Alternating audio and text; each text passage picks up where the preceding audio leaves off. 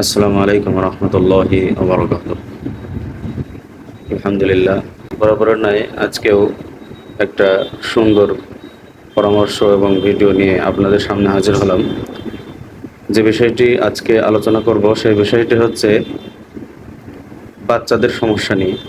যাদের ছোট বাচ্চা আছে, রাত্রে অনেক সময় কান্নাকাটি করে, মোড়ামুড়ি করে, এপাশ হয় একবার ওপাশ হয় একবার, অর্ধেক রাত্রে ঘুম ভেঙে যায় অথবা কেঁপে কেঁপে ওঠে। এসবগুলো শারীরিক লক্ষণ নয়। কিছু কিছু লক্ষণ আছে মানুষের বদনজর, কিছু কিছু লক্ষণ থাকে জিনের বদনজর অথবা জিনের ক্ষতি। আবার কিছু লক্ষণ থাকে পাশের বাড়ির মানুষ, একেবারে কাছের মানুষ ক্ষতি করে।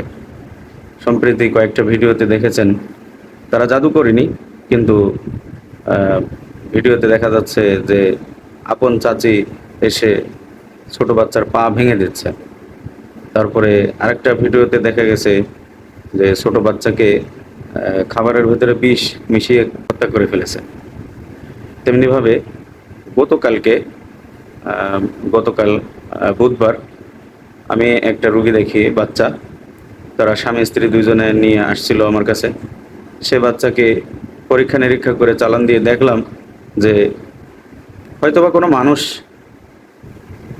এইখান থেকে একটু চুল কেটে নিয়েছে, তারপরে এইখান থেকে একটু চুল কেটে নিয়েছে, একদম স্পষ্ট দেখা যাচ্ছে।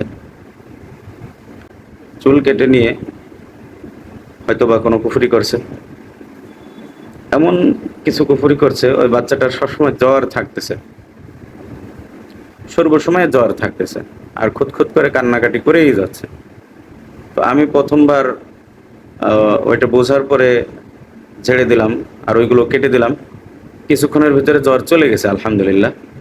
আজ অব্দি আজকেও ওই ছেলের, ওই ছোট বাচ্চার বাবা ফোন দিয়েছিল, বাচ্চা সুস্থ আছে আলহামদুলিল্লাহ। তো এই যে এই বিষয়গুলো, কুফরি করা, অন্যের সন্তানকে ক্ষতি করা, এগুলো তো আসলে কিয়ামতের ময়দানে তারা যে কত বড় বিপদে পড়বে, আসলে আমি ভাষায় আপনাদের কাছে প্রকাশ করতে পারবো না। কাজেই আমি আপনাদেরকে বলবো, প্রতিদিন সকাল সন্ধ্যা যে মাসনুন দোয়া আছে রাসূলুল্লাহ সাল্লাল্লাহু আলাইহি সাল্লাম শিখিয়েছেন, সেই দোয়াগুলোর প্রতি বেশি আমলদার হই এবং ওই আমলের প্রতি বেশি যত্নশীল হই। তাহলে ইনশাল্লাহ কেউ যদি ক্ষতি করেও আমাদের সন্তানকে, আমাদেরকে, তাহলে কোনো কাজ হবে না ইনশাল্লাহ। সকালবেলা ফজরের পরে বিসমিল্লাহিল্লাযী লা ইয়াদুররু মা ইসমিহি শাইউন ফিল আরদি ওয়ালা ফিস সামাই ওয়া হুয়াস সামিউল আলিম প্রত্যেক নামাজের পরেই পড়া যায়। আবার সন্ধ্যার সময় এই দোয়াটাই, আয়াতুল কুরসির আমল, তিন কুলের আমল, এগুলো তো হাদিস থেকে জানি। কিছু ঘটনা বলার এটাই উদ্দেশ্য ছিল যে আমরা যাতে সতর্ক হই। যদি আমার এই কথাগুলো ভালো লাগে তাহলে আপনার প্রিয়জনকে দেখার সুযোগ করে দেন শেয়ারের মাধ্যমে। আসসালামু আলাইকুম রহমতুল্লাহ।